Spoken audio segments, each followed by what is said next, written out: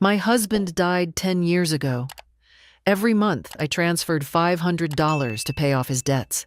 But one day the bank called me.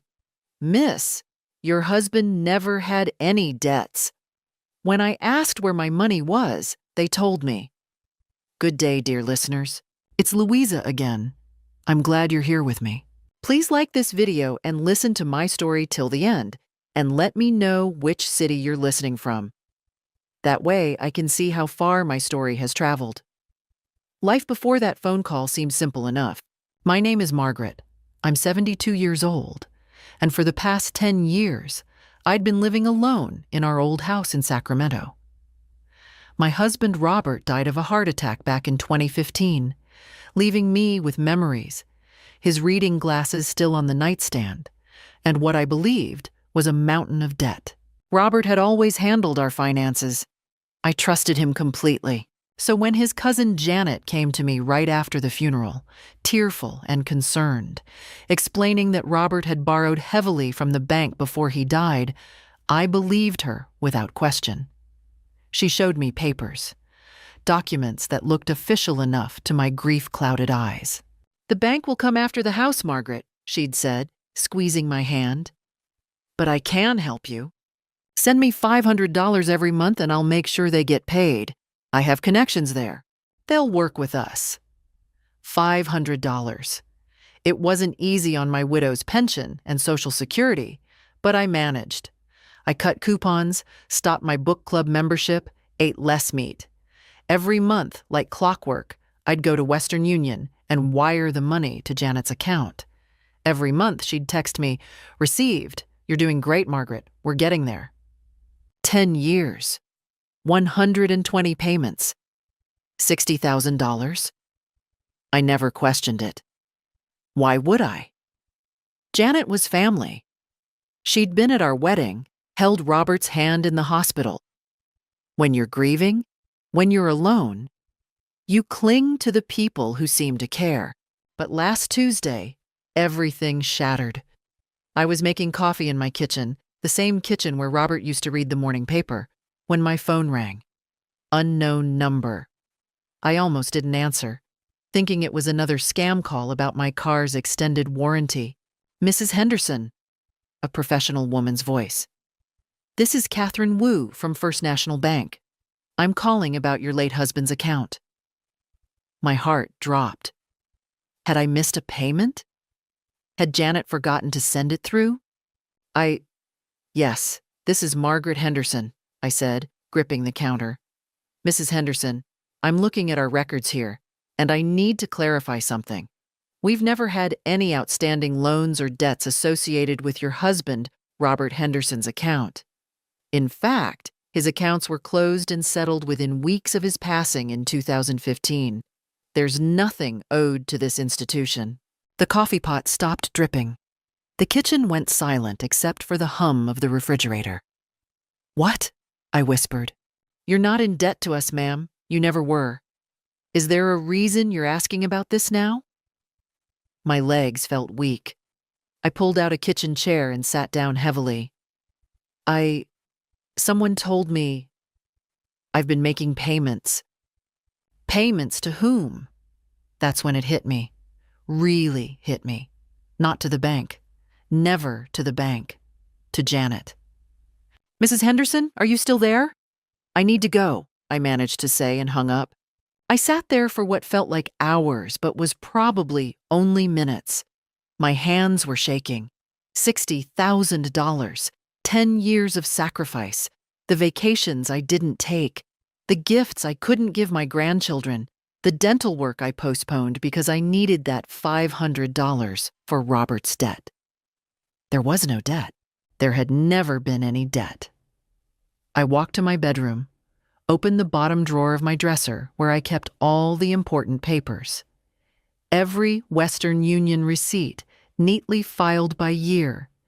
Every text message from Janet, which I'd screenshot and printed out because I wasn't good with phones and wanted records. "You're doing great, Margaret. Almost there. Robert would be so proud."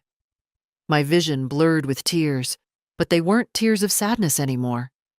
They were something else entirely. something hot and sharp. Who else knew? Was Janet alone in this? Or had others been laughing behind my back all these years? Every family gathering, every Christmas dinner, every birthday party. Had they all known? I picked up my phone again with trembling fingers. I needed answers. I needed to understand how deep this betrayal went. But first, I needed to know exactly where my money had gone. I spread all the receipts across my dining table, 120 of them, like a paper trail of my own foolishness. My reading glasses kept slipping down my nose as I calculated, recalculated, hoping somehow I'd been wrong. $60,000. The number stared back at me from my calculator, unchanging and cruel. That money could have paid for my granddaughter Emma's college tuition. It could have fixed the roof that still leaked in the corner of the spare bedroom. It could have been the European trip Robert and I always planned, but never took.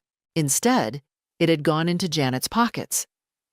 I made myself a cup of tea, chamomile to calm my nerves, and tried to think clearly. At 72, I wasn't the sharp young woman I used to be, but I wasn't senile either. I'd raised 3 children, managed a household, worked 20 years as a school secretary. I knew how to organize, how to plan, how to solve problems. The question was, what exactly was I dealing with? I pulled out my laptop, the one my son David had bought me 2 Christmases ago. My fingers moved slowly over the keyboard as I logged into my email. I searched for anything from First National Bank. There it was, the estate settlement notice from 2015, clearly stating that all of Robert's accounts had been settled with no outstanding obligations. I'd received this email. I'd read it.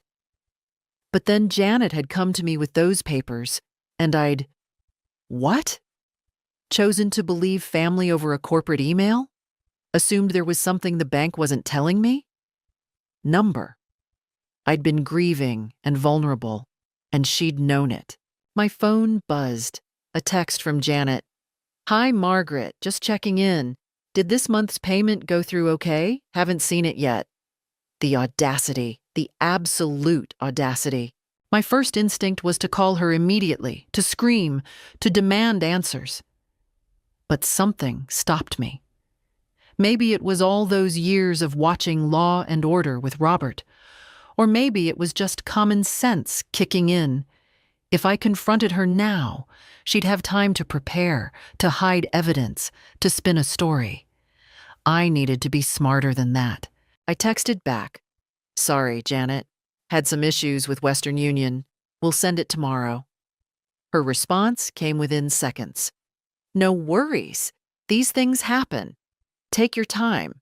That heart emoji made my stomach turn. I stood up and walked to my kitchen window, looking out at the garden Robert had planted. The roses he'd loved were blooming, red and defiant against the spring sky. What would he say if he knew?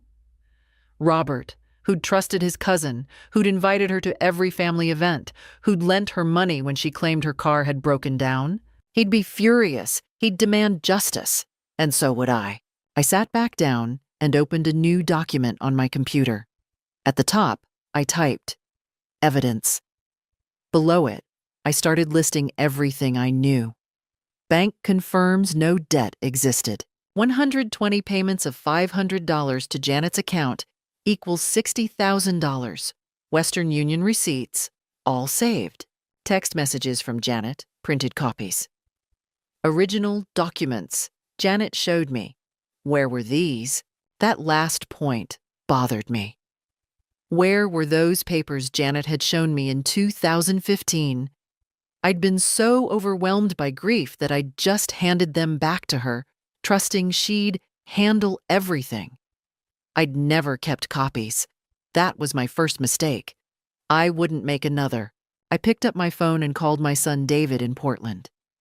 He was a software engineer, practical and level-headed. He answered on the third ring. Mom? Everything okay? David, I need your help with something, I said, keeping my voice steady. It's complicated. and I don't want you to worry, but I need to ask you about legal matters." "Legal matters? Mom, what's going on?" I took a deep breath. "If someone has been taking money from you under false pretenses for years, what's that called legally?" There was a pause. "That's fraud, Mom. Potentially wire fraud if it crossed state lines." "Why? Who's been taking money from you?" "I need to be sure first," I said. "Before I say anything to anyone, I need to gather evidence. Can you help me understand what I'd need to prove it?" "Mom, you're scaring me." "I'm fine, honey. I promise. I just need to know. If I have receipts showing I sent money, and messages from someone acknowledging they received it, and proof that the reason they gave me was false, is that enough?" "It's a start," David said carefully.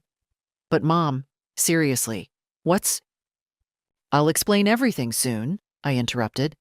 "But first, I need to make a plan. Can you email me information about fraud? What evidence matters, what I should document?" "I'll do better than that. I'm coming down this weekend." "No, David, you don't need to—" "Mom," his voice was firm. "I'm coming. We'll figure this out together." After we hung up, I felt something I hadn't felt in 10 years. Not alone. I looked at my list again. I had receipts. I had messages. I had the bank's confirmation. Now I needed everything else. David arrived Friday evening, his face tight with worry. He'd driven 5 hours straight from Portland without stopping. I'd made his favorite pot roast, but neither of us had much appetite as I laid out everything on the dining table, the receipts, the printed texts, the bank's email. He went very quiet as he read through it all. Then he looked up at me, his jaw clenched in a way that reminded me so much of his father.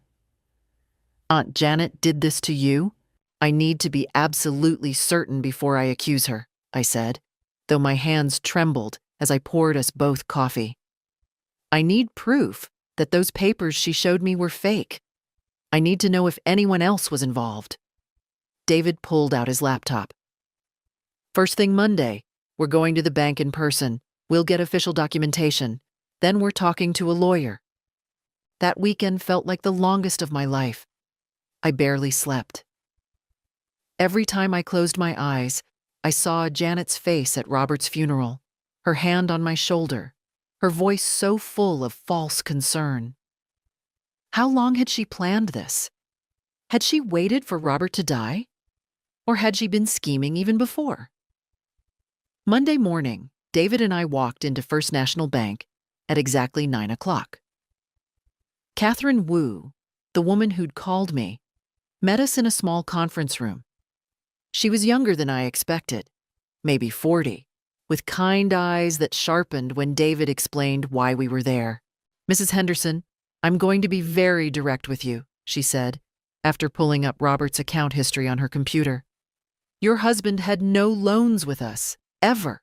In fact, his credit was excellent. When he passed, there was a small checking account and a savings account, both of which were transferred to you as the beneficiary. The estate was settled cleanly." "Can you give us documentation of that?" David asked. "Absolutely."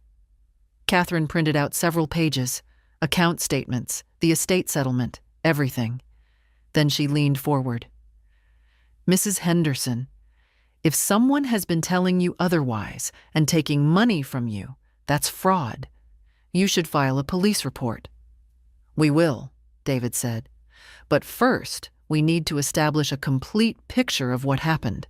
After the bank, we went to see a lawyer David had found, Susan Morrison, a sharp woman in her 50s who specialized in elder fraud. Her office was in a modern building downtown, very different from the small-town lawyers I was used to. Susan listened to everything without interrupting. Then she said, "Margaret, what was done to you is textbook financial exploitation. In California, this is both a civil and criminal matter. You could press charges, and you could sue for the return of your money plus damages." "Will I get it back?" I asked. "The money?" "That depends on whether Janet has assets," Susan said carefully. But yes, you have a very strong case. The question is, do you want to pursue this criminally, civilly, or both? I thought of all those years, all those sacrifices, that heart emoji. Both, I said firmly. Susan nodded with approval. Then here's what we do.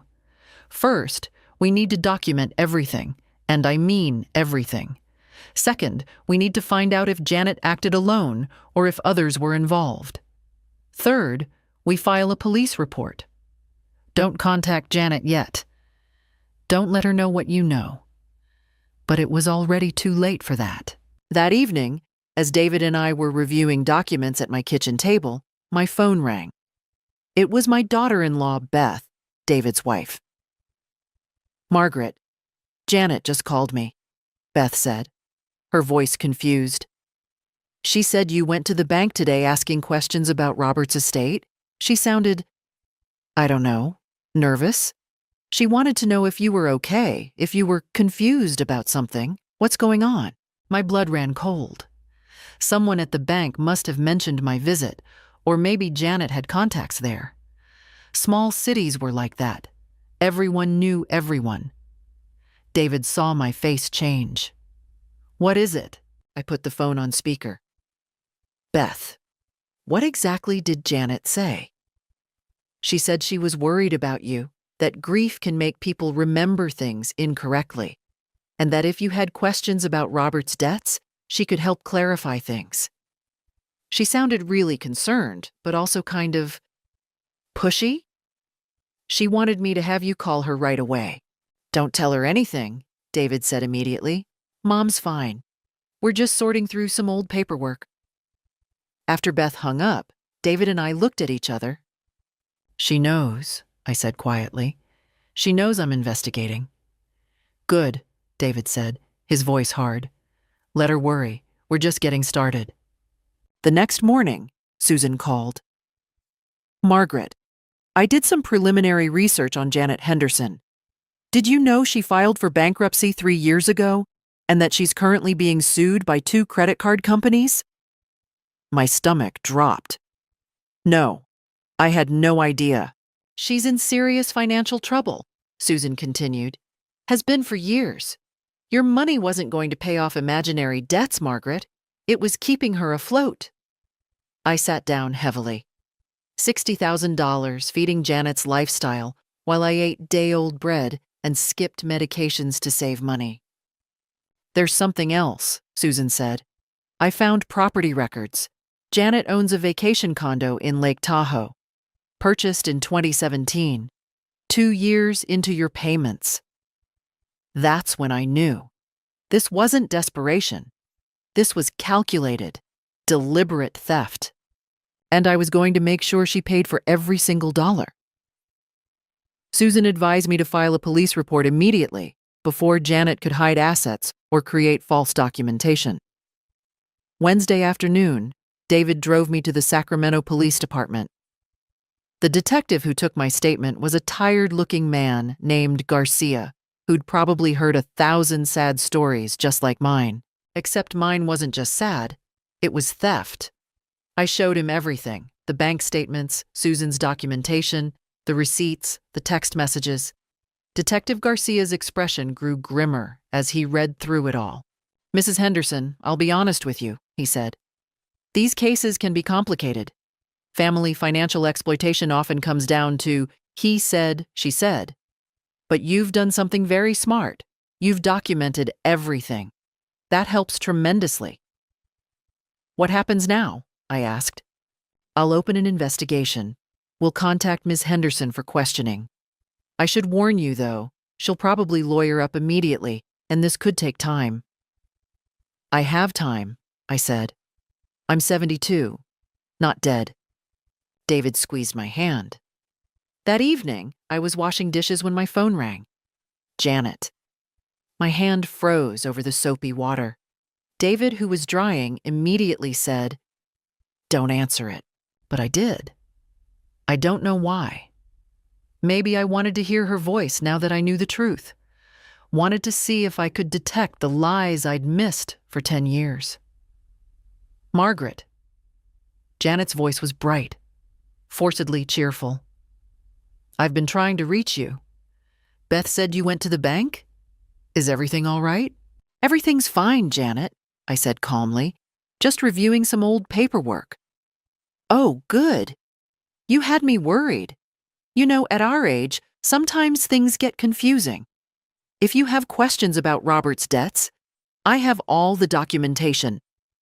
"Actually, Janet, the bank told me something interesting," I interrupted. "They said Robert never had any debts." The silence on the other end lasted exactly 3 seconds. Then, "Well, they must be mistaken. You know how banks are." They showed me the estate settlement. Everything was paid and closed in 2015. Another pause. When Janet spoke again, her voice had changed. The sweetness was gone, replaced by something sharper. "Margaret, I think you're confused. I've been helping you all these years." "Where did my $60,000 go, Janet?" What are you implying?" "I'm not implying anything. I'm asking directly. Where is my money?" Her voice turned cold. "You should be very careful about making accusations, Margaret. Very careful. You're an elderly woman living alone. People might think you're suffering from dementia, making up stories." "Is that a threat?" David grabbed the phone from my hand and put it on speaker. "David?" Janet's tone shifted again, attempting warmth. "Oh, thank God. Your mother is very confused right now. She needs help." "The only thing my mother needs is her $60,000 back," David said flatly. "We've filed a police report. You'll be contacted for questioning." The silence this time was longer. When Janet spoke, all pretense was gone. "You're making a huge mistake. Both of you. I have lawyers. I have documentation.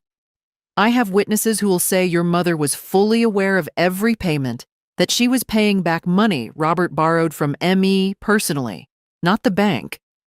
This is family business, and if you drag it through the courts, you'll look like ungrateful." David hung up. I sat down at the kitchen table, my legs shaking. "She's going to fight this."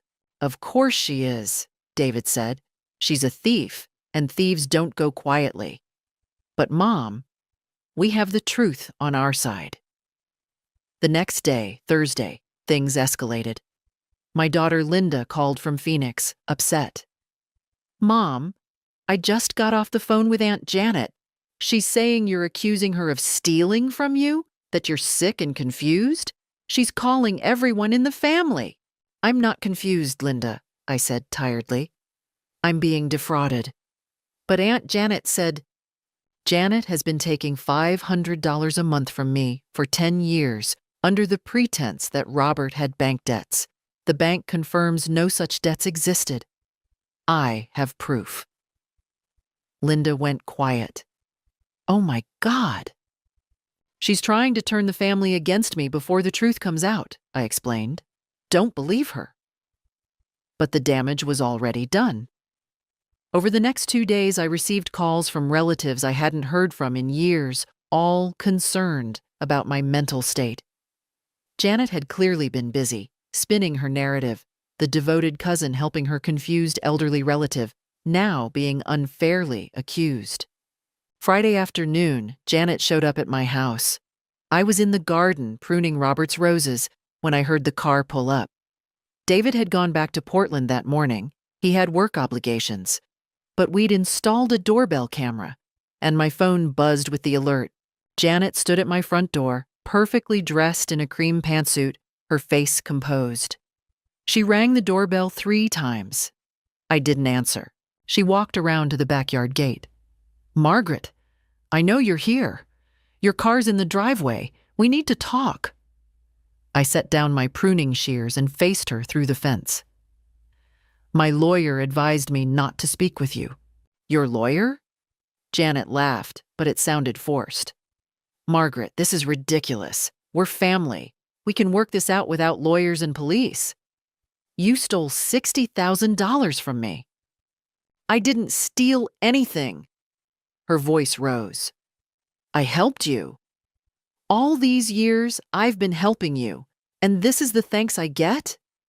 You're going to humiliate me, humiliate our whole family, because you can't keep your facts straight? The facts are perfectly straight, I said, my voice steady despite my racing heart. You lied about debts that didn't exist. You took money under false pretenses. That's fraud. Janet's face flushed red. You have no idea what you're doing. If you push this, I'll make sure everyone knows what kind of person you really are. I'll tell them how you neglected Robert in his final years, how you refused to help family members in need. Get off my property, I said quietly. You're going to regret this, Margaret. I promise you that. She left, her car screeching slightly as she pulled away. I stood in the garden, surrounded by Robert's roses, and for the first time since this began, I felt genuinely afraid. But I also felt something else. Absolutely certain I was doing the right thing. I went inside, locked all the doors, and called Susan Morrison. She came to your house? Susan's voice was sharp. That's witness intimidation. Document it. Write down everything she said right now while it's fresh. I did. Then I took 2 aspirin, made chamomile tea, and sat in Robert's favorite chair. I needed a few days to recover. This was harder than I'd expected. But I wasn't stopping. For 3 days, I allowed myself to rest. David called every morning and evening. Linda flew in from Phoenix for the weekend, apologetic and furious once I showed her all the evidence. My youngest son, James, sent flowers with a card that simply said, "I'm proud of you, Mom." But the real support came from an unexpected place. Sunday afternoon, there was a knock on my door.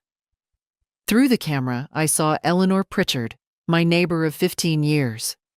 Eleanor was 81, sharp as a tack, and had been widowed even longer than I had. She was holding a casserole dish. "I heard," she said simply when I opened the door. "The whole neighborhood's talking about it. That woman has some nerve showing up here, shouting at you." I hadn't realized anyone had witnessed Janet's visit. "You saw that?" "Heard it from my kitchen window," Eleanor said, walking past me into the house like she owned it. "Also heard you tell her to get off your property. Good for you, Margaret. Now, I brought chicken pot pie, and we're going to talk." Over the next hour, Eleanor told me something I hadn't known. She'd been scammed by her own nephew 5 years ago. A different scheme, but the same betrayal. Family taking advantage of grief and trust. "I got my money back," Eleanor said firmly. "Took 2 years and a court battle, but I got every penny, and you will too if you don't let them break you." "Did your family turn against you?" I asked quietly. "Some did. The ones who were either in on it or too cowardly to face the truth. But the ones who mattered stayed. Your Linda came all the way from Phoenix. Your boys are supporting you. That's what matters." She was right. I wasn't alone. That evening, Detective Garcia called. "Mrs. Henderson, we contacted Janet Henderson for questioning. She came in with a lawyer and declined to make a statement. But here's the interesting part. Her lawyer tried to offer a settlement." My heart jumped. "What kind of settlement?" "They're willing to pay you $10,000 to drop the investigation and sign an NDA. 10,000 out of 60. "That's an admission of guilt," I said. "That's exactly what it is," Garcia agreed. "She wouldn't offer anything if she wasn't worried. But Mrs. Henderson, I have to tell you, if you accept any settlement, we can't continue the criminal investigation." "I'm not accepting anything," I said immediately. "I want my money back. All of it. And I want her held accountable." "Good. I was hoping you'd say that." Monday morning, Janet's lawyer called Susan Morrison. Susan called me afterward, sounding both amused and disgusted. "They've increased the offer to $25,000, Susan reported. Plus, they're claiming that you verbally agreed to help Janet with her financial difficulties, that the payments were voluntary gifts, not fraud." "That's a lie." Of course it's a lie, but they're trying to muddy the waters. They're also threatening to countersue for defamation if you continue to slander Janet to family members. I felt a cold calm settle over me. Let them try. Margaret, I need to be clear with you about what's ahead. This could get uglier before it gets better. They're going to attack your credibility, your memory, your mental capacity. They might drag your children into depositions. Are you prepared for that? I thought about Robert's roses, blooming faithfully every year. I thought about the roof I couldn't fix, the vacations I couldn't take, the dental work I'd postponed. I thought about my granddaughter, Emma, who'd taken out student loans because I couldn't help her. I'm prepared, I said. That week, something unexpected happened. My story started spreading beyond family. Linda had mentioned it to her book club. Eleanor had told her church group. Suddenly, people I barely knew were stopping me at the grocery store, sharing their own stories of being exploited by relatives, offering support. A local senior advocacy group called, asking if I'd be willing to speak about elder financial abuse once my case was resolved. A reporter from the Sacramento Bee requested an interview. I declined the interview. Susan advised against speaking publicly while the investigation was ongoing. But I started to realize something. I wasn't just fighting for myself anymore. I was fighting for every widow who'd been lied to, every senior who'd been taken advantage of, every person who'd trusted family and been betrayed. Wednesday evening, I was watering the roses when my phone buzzed. A text from an unknown number. You still have time to make this go away quietly. Think about your grandchildren. Do they really need to see their grandmother dragged through court, humiliated? Take the settlement. Move on. I showed it to David on our nightly video call. That's witness tampering, he said, his face hard. Forward it to Detective Garcia immediately. I did. Garcia called back within an hour. Mrs. Henderson, we can trace this, but I need to ask, are these intimidation attempts working? Are you considering backing down? No, I said simply. I'm not. Good, because we just subpoenaed Janet's bank records. This case is building. After I hung up, I sat in Robert's chair and felt something I hadn't felt in years. Powerful, not weak, not confused, not like a victim, like someone who was going to win. Thursday afternoon, 2 weeks after I'd filed the police report, 3 people showed up at my door. Janet, her husband Tom, and Robert's brother Harold. I watched them through the doorbell camera. Janet looked tired, less polished than usual. Tom stood beside her, uncomfortable in his suit. Harold, whom I hadn't seen since Robert's funeral, looked embarrassed. They rang the doorbell. I didn't answer. Margaret, please, Harold called out. We just want to talk, as family. Against my better judgment and Susan's explicit instructions, I opened the door. But I didn't invite them in. What do you want? I asked, keeping my hand on the doorframe. To apologize, Janet said, and for a moment, she almost sounded sincere. Margaret, I think there's been a terrible misunderstanding. Can we please come in and discuss this like adults? Like family? No, I said simply. Tom shifted uncomfortably. Mrs. Henderson, this has gotten out of hand. Lawyers, police, it's tearing the family apart. Janet tore the family apart when she stole from me, I replied. Nobody stole anything, Janet's voice cracked.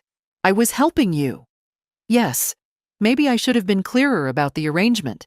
Maybe I should have given you better documentation, but I was trying to protect you, to make things easier. By lying about debts that didn't exist. Harold stepped forward. Margaret, Robert wouldn't have wanted this. He wouldn't have wanted his wife and his cousin fighting in court, destroying the family. That struck a nerve, and they saw it. They'd brought Harold specifically for this, to invoke Robert's memory, to make me feel guilty. Robert wouldn't have wanted his cousin stealing from his widow either, I said, my voice shaking slightly. It wasn't stealing. Janet's composure was cracking. You know what? Fine. I used some of that money for my own expenses. I was in a difficult financial situation and I thought you wouldn't miss it. You have your pension, your Social Security, this house. I was drowning in debt. I was about to lose everything. So you decided to take my everything instead. I was going to pay you back. Janet's eyes were wild now. That's why I kept taking the money. I was trying to get stable enough to pay you back. But then you went to the bank, started this investigation, got lawyers involved. You've ruined everything. There it was. The truth, finally. Tom grabbed Janet's arm. Jan, stop talking. But she couldn't stop. Do you know what you've done? They're going to take my condo, my car, everything I've worked for, and for what? You'll never see that money anyway. It's gone. I spent it keeping my life together while you sat in this big house feeling sorry for yourself. Get off my property, I said, my voice ice cold. All of you. Harold tried once more. Margaret, please. If you drop this, we can work out a payment plan. Janet will pay you back over time. With what money? She just said it's all gone. We'll figure something out, Tom pleaded. Please, we have 3 kids. If she goes to jail. She should have thought about that before she stole $60,000 from me. Janet's face twisted with rage and desperation. You self-righteous bitch. You think you're so noble, so victimized? You're just a bitter old woman with nothing better to do than destroy people's lives. I'm the victim of fraud, I said calmly, and you're a thief. Those are facts, not opinions. You'll regret this, Janet screamed as Tom tried to pull her back toward their car.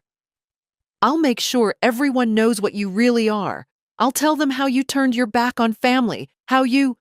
Janet, let's go. Tom practically dragged her to the car. Harold lingered on my doorstep. She's desperate, Margaret. Desperate people do desperate things. Please, reconsider. Desperate people should have reconsidered before committing crimes, I said, and closed the door. Through the window, I watched them drive away. My hands were shaking. My heart was pounding. Part of me felt terrible. These were people I'd known for decades. People at my wedding, at Robert's funeral. But another part of me felt something clearer than ever. Resolve. I called Susan Morrison immediately. They came to your house? Susan sounded both alarmed and excited. What did they say? I recounted the entire conversation, including Janet's admission that she'd used my money for her own expenses. Margaret, that's a confession, Susan said. An angry, unfiltered confession. Do you have any of it recorded? The doorbell camera has audio, I remembered suddenly. Save that footage immediately. Don't delete it. Don't let it record over. This is exactly what we need. After I hung up, I sat down heavily on the couch. My whole body felt like it had been through a battle. I was 72 years old. I should be spending my days gardening, seeing my grandchildren, enjoying retirement. Instead, I was fighting a war. But as I sat there, remembering Janet's twisted face, her screamed insults, her admission of guilt, I felt something unexpected. Not fear, not doubt, determination. Let them come with their tears and their threats and their manipulations. I wasn't backing down. I was just getting started. The court date arrived 6 weeks later on a gray October morning. It wasn't a criminal trial yet. That would come later if the DA decided to prosecute, but a civil hearing for my lawsuit seeking restitution. Susan had explained that this was our chance to present evidence to force Janet to defend herself under oath. David flew in from Portland. Linda drove up from Phoenix. Even James came from Seattle. My children sat behind me in the courtroom, a wall of support. Across the aisle, Janet sat with her lawyer, Marcus Webb, an expensive attorney she clearly couldn't afford. Her face was pale and she wouldn't look at me. The judge was a woman in her 60s named Patricia Brennan. She had a reputation, Susan told me, for having zero tolerance for elder fraud. Ms. Morrison, you may begin, Judge Brennan said. Susan stood, composed and professional.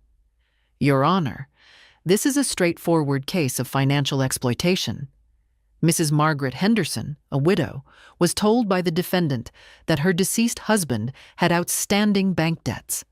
For 10 years, Mrs. Henderson sent $500 monthly to the defendant, a total of $60,000, believing she was paying off these debts. In reality, no such debts existed. The defendant knew this and accepted the money anyway. She presented the bank statements, the estate documents, the Western Union receipts. Every piece of evidence we'd gathered laid out methodically. Then came the doorbell camera footage. The courtroom went silent as Janet's voice filled the room. I used some of that money for my own expenses. I thought you wouldn't miss it. I was drowning in debt. I watched Janet's face crumble as she heard her own words. Marcus Webb stood quickly. Your Honor, my client was under extreme emotional duress during that encounter. Your client confessed to taking money under false pretenses, Judge Brennan interrupted. Continue, Ms. Morrison. Susan called Detective Garcia to testify about the investigation. Then she called Catherine Wu from the bank, who confirmed under oath that Robert Henderson had never had any outstanding loans or debts. Finally, Susan called me. I walked to the witness stand, placed my hand on the Bible, and swore to tell the truth. At 72, I'd never been in a courtroom like this before. But I wasn't nervous. I'd lived this nightmare for 10 years.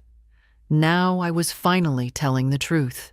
Mrs. Henderson, Susan began gently, can you describe what happened after your husband's death? I told the story from the beginning.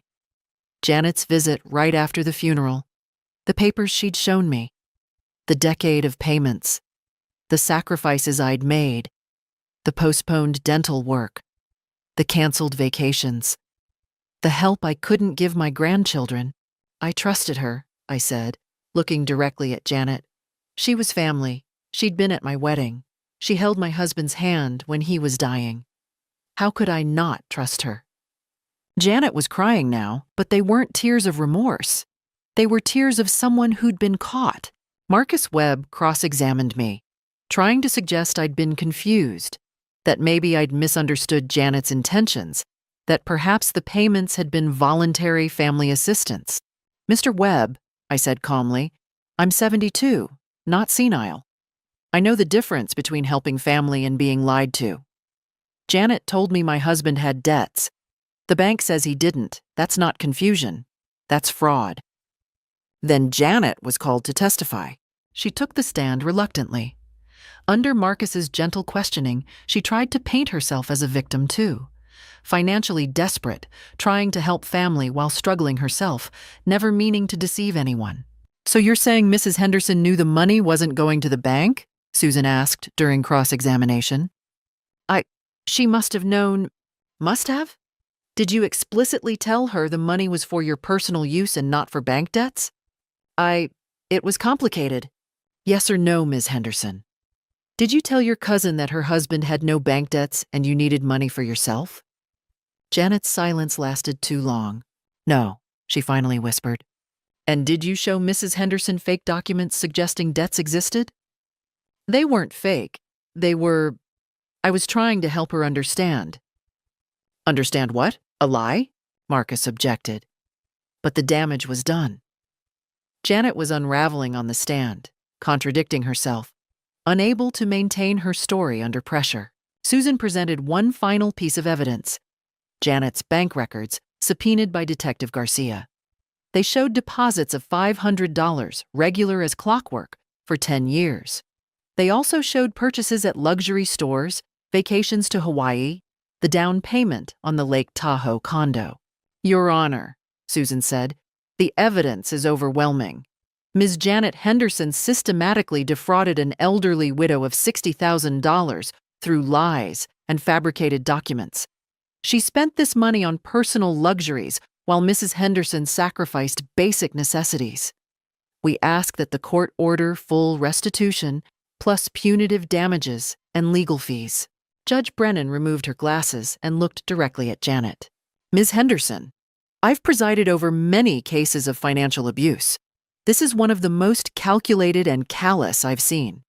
You exploited your cousin's grief, her trust, and her isolation. You invented debts that didn't exist. You accepted money for a decade while watching her struggle, knowing she was sacrificing to pay you. Janet's lawyer started to speak, but Judge Brennan held up her hand. I'm not finished. The evidence presented here is not only sufficient for a civil judgment, it suggests criminal fraud. I'm ordering you to pay full restitution of $60,000 plus $30,000 in punitive damages, plus Mrs. Henderson's legal fees. Additionally, I'm forwarding this case to the district attorney for criminal prosecution consideration. Janet collapsed in her chair, sobbing. I felt David's hand on my shoulder. Linda was crying quietly behind me. It was over. I'd won. The courtroom cleared slowly. Janet's family left through a side door, avoiding eye contact with everyone. I watched them go and felt nothing. No triumph, no vindication. Just a quiet certainty that justice had been served. Susan pulled me aside in the hallway. Margaret, this was a decisive victory, but I need to prepare you. Collecting the money might be challenging. Janet filed for bankruptcy 3 years ago. She may not have $90,000 liquid. Then she'll sell the condo, I said simply, and the car, and whatever else she bought with my money. Susan smiled. That's exactly what will happen. The court will garnish her wages, seize assets, whatever it takes. You'll get your money back. It might take time, but you'll get it. That evening, Detective Garcia called. Mrs. Henderson, the DA reviewed the case. They're moving forward with criminal charges, wire fraud, elder abuse, and theft. Janet Henderson will be arraigned next month. What does that mean for her? I asked. If convicted, she's looking at several years in prison, maybe 5 to 7, given the amount and duration of the fraud. I thought about that. Janet in prison. Her children growing up with their mother behind bars. Her husband struggling alone. Part of me felt the weight of those consequences, but then I remembered 10 years of sacrifice, 10 years of lies, $60,000, the heart emojis, the fake concern. Good, I said. Over the next 3 months, I watched Janet's world crumble with the same methodical inevitability she'd used to steal from me. First, the Lake Tahoe condo was seized and sold at auction. The proceeds, $43,000, went directly into an escrow account for my restitution. Then her car, a luxury SUV she'd bought in 2018, was repossessed. Another $8,000. Her wages from her part-time job at a real estate office were garnished at the maximum legal rate. Every paycheck, a portion came to me. Tom filed for divorce. I heard about it through Linda, who'd stayed in touch with some of the extended family. Apparently, he claimed he hadn't known about the fraud, that Janet had hidden it from him. He wanted to protect his assets before the criminal trial. Janet's children stopped speaking to her. Her daughter posted on Facebook about parents who destroy everything. It went viral in our small community. The criminal trial came in January, 3 months after the civil judgment. Janet pleaded guilty to avoid a longer sentence. The prosecution had too much evidence: the bank records, my receipts, her own recorded confession, her courtroom testimony. She was sentenced to 5 years in prison with the possibility of parole after 3. I attended the sentencing hearing. Janet, in an orange jumpsuit, looked 20 years older than when I'd last seen her. When the judge asked if she had anything to say, she turned to me. "I'm sorry, Margaret," she said, her voice hollow. "I was desperate. I made terrible choices. I'm sorry." I said nothing. Apologies didn't return 10 years of my life. By March, I'd received $76,000. The full restitution plus most of the punitive damages. Susan's fees had been paid from the judgment. The remaining money would come from Janet's ongoing wage garnishment, even from prison jobs. But something unexpected happened with that money. I didn't need it the way I once had. My children were established in their careers. My grandchildren were grown. The house was paid off. My retirement income was sufficient. So I made a decision. I donated $20,000 to the Sacramento Senior Advocacy Center, the organization that had reached out to me during my case. They used it to create a legal aid fund for elderly victims of financial fraud. I gave $15,000 to Emma, my granddaughter, to help pay off her student loans. She cried when I handed her the check. I took David, Linda, and James, with their families, on a trip to Europe, the vacation Robert and I had always planned. We scattered some of his ashes in the Tuscan garden he'd always wanted to see. $20,000, and worth every penny. The rest I kept in a savings account for emergencies and small pleasures. Real ones this time, earned honestly. The Sacramento Bee finally ran my story in April. Local widow fights back against elder fraud wins. Other media picked it up. I did a few interviews, hoping my story might help others recognize the warning signs. Letters arrived from across the country. Other widows, other victims thanking me for speaking out. Some shared their own stories of family betrayal. Others asked for advice. I answered every single one. The Senior Advocacy Center asked me to speak at their annual fundraiser. I stood in front of 200 people and told my story, not as a victim, but as someone who'd fought back and won. The hardest part, I told them, wasn't the legal battle. It was accepting that someone I loved and trusted had deliberately hurt me. But once I accepted that truth, everything else became clear. Document everything. Trust your instincts. And never, ever let shame or fear stop you from seeking justice. The standing ovation lasted 2 minutes. Janet remained in prison, her appeals denied, her reputation destroyed. I heard through the grapevine that even after release, she'd be paying me garnishments for years. I felt no pity, just the cold satisfaction of complete victory. Justice, I learned, wasn't about revenge. It was about accountability, about saying clearly and firmly, what you did was wrong and you will face consequences. And consequences had been faced. Fully, absolutely, without compromise. A year after the verdict, my life looked completely different. I'd used part of the settlement money to finally fix the roof. No more bucket in the spare bedroom during rainstorms. I renovated Robert's garden, adding new rose varieties he would have loved. Every morning, I had coffee there, surrounded by blooms and birdsong. My relationship with my children deepened. David visited monthly now, sometimes bringing his kids. Linda and I took a cooking class together in Sacramento. James and I started a tradition of weekly video calls where he'd teach me about technology, and I'd tell him stories about his father. Emma, my granddaughter, graduated debt-free and sent me a photo of her diploma with a note. "This is because of you, Grandma. Thank you for fighting." I joined a local book club, the one I'd quit 10 years ago to save money. The women there treated me like a hero. "You did what most of us are too scared to do," one of them said. "You stood up to family." The Senior Advocacy Center made me a volunteer counselor.